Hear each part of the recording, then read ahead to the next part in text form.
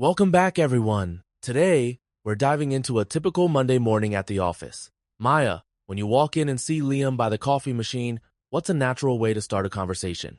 Absolutely. A classic opener is, "Hey Liam, how was your weekend?" This simple question sets a friendly tone and shows genuine interest, making it perfect for building workplace connections. That's a great start. Asking about the weekend not only breaks the ice, but it also invites your coworker to share details about their life outside work. Why do you think this is so common in English-speaking offices? It's all about fostering a relaxed environment.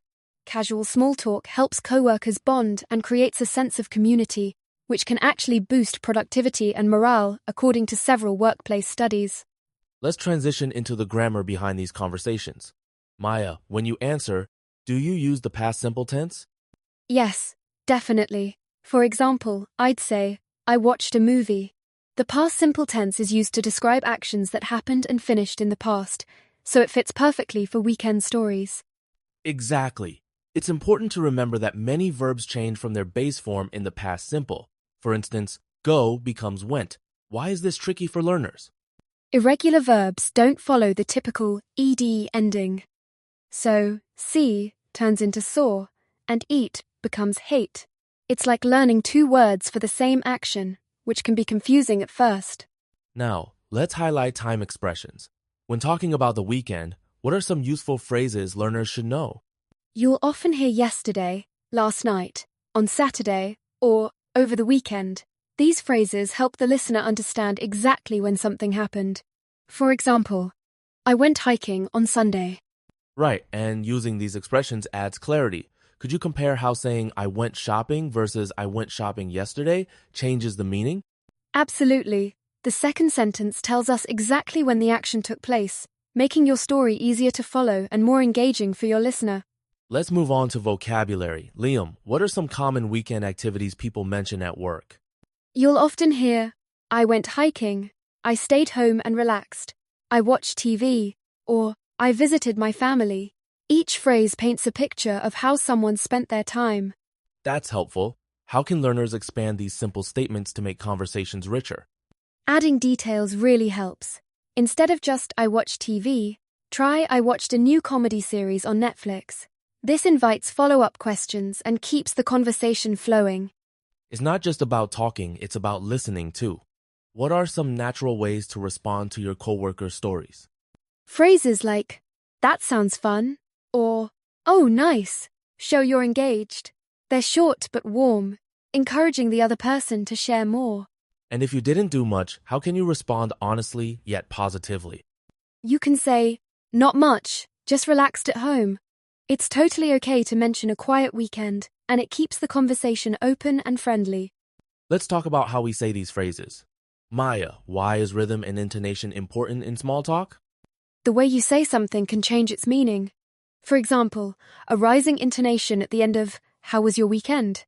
signals a question, inviting a response. Keeping your tone friendly makes the exchange feel genuine. That's a good point. If you sound bored or rushed, it might seem like you're not interested even if you are. How can listeners practice their speaking rhythm?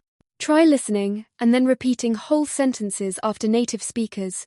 Focus on matching their melody and speed, almost like singing a song. This builds confidence and natural flow. To connect everything, let's role-play a conversation.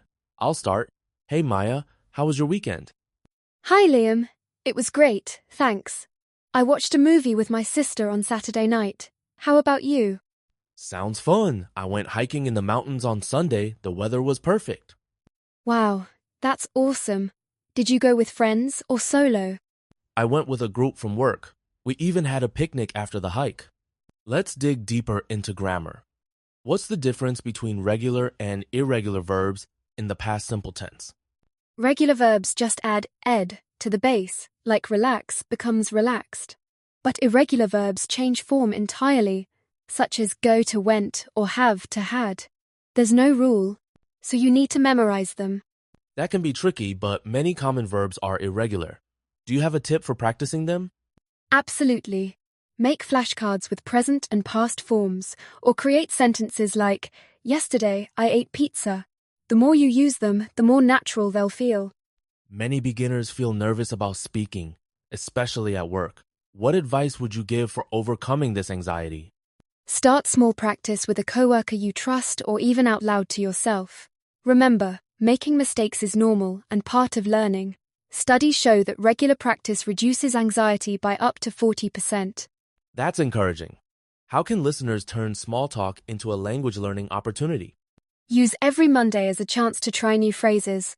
The more you repeat these conversations, the more confident and fluent you'll become in real-world settings. Before we wrap up, let's give listeners a speaking challenge. Maya, what should they try at home or with a friend? Pick 3 things you did over the weekend and describe them using the past simple. For example, I cooked dinner on Saturday. I watched a movie yesterday, and I called my friend last night. That's a great exercise.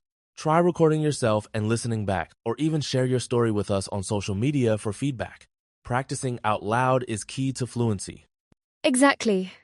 Remember, every small conversation builds your confidence. We can't wait to hear about your weekends in English.